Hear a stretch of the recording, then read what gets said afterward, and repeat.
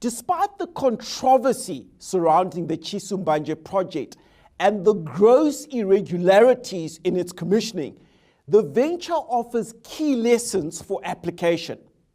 Beginning with the defects, the lack of a regulator at the time of the project's commissioning undermined the level of oversight. The failure of regulatory oversight is also evidenced by the fact that the EIA for the venture was never approved and it was only granted by default. The Chisumbanje ethanol project is also mired in questions regarding the issuing of the ethanol production license. As a result, it was a subject of political contestation between ZANU-PF and the MDC.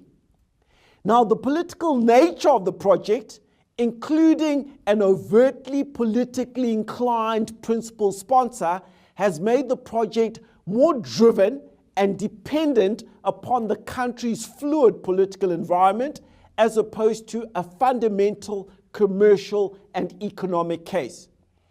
Chisumbanje demonstrates how the execution of project and infrastructure finance is significantly altered in countries that are in transition, where there is significant political and economic contestation, and the institutions and rules governing these societies are in a state of flux or they are evolving.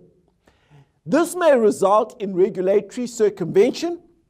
It can result in a lack of transparency.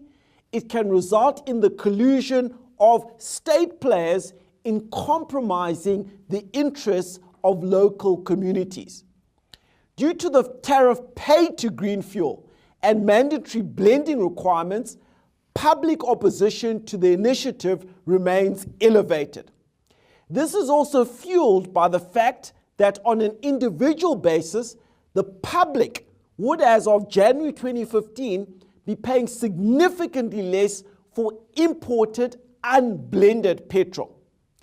The project also demonstrates non-traditional forms of capital raising when ventures have got limited access to conventional capital sources, including access to international capital markets.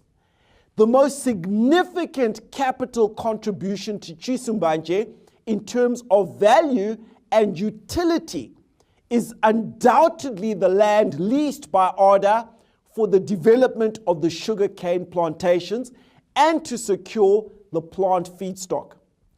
In arranging the project, the developers systematically sought to circumvent mainstream international banking and settlement platforms and capital equipment sources from the EU and the US to shield the project from EU and US sanctions and potential disruption.